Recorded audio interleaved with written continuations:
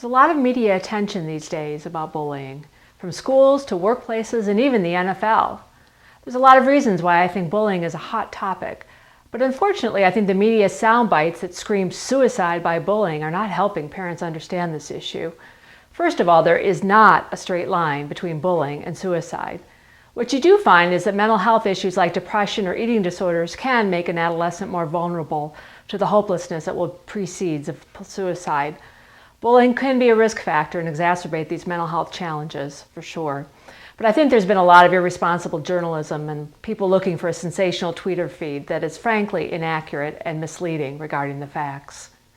One of the ways we can inoculate our children against bullying is to keep talking to them about what they are exposed to in the media and help them develop their ability to understand themselves and how they relate to others. Set limits on social media and stay involved. Sometimes turning it off and saying no is the right thing to do, even though this may not be very popular.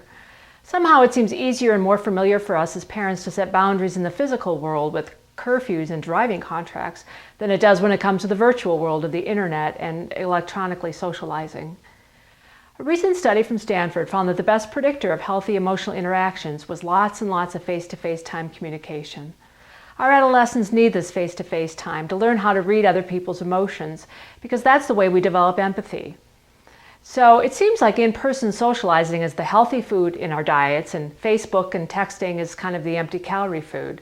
Unfortunately, as you know, the more you eat junk food, the more you want junk food, and then there's less room for the healthy stuff. In this case, we're talking face-to-face communication. And if we're not careful, we could watch a generation of children who really struggle with emotional intelligence because they haven't learned how to value connections with others. Bullying often is targeted to children who are loners, and helping your child make at least one friend might make a huge difference in their vulnerability to being targeted.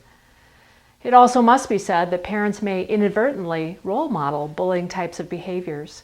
Parents that lack empathy or compassion may communicate this attitude of entitlement when they're dealing with others, clerks or teachers or coaches.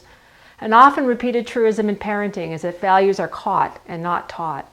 I offer this to you as a humbling but also a comforting thought that we have much more influence over our children than we may realize. It is up to us to initiate face-to-face contact with our children and to turn off our smartphones when we're interacting with our families or in restaurants. Thank you.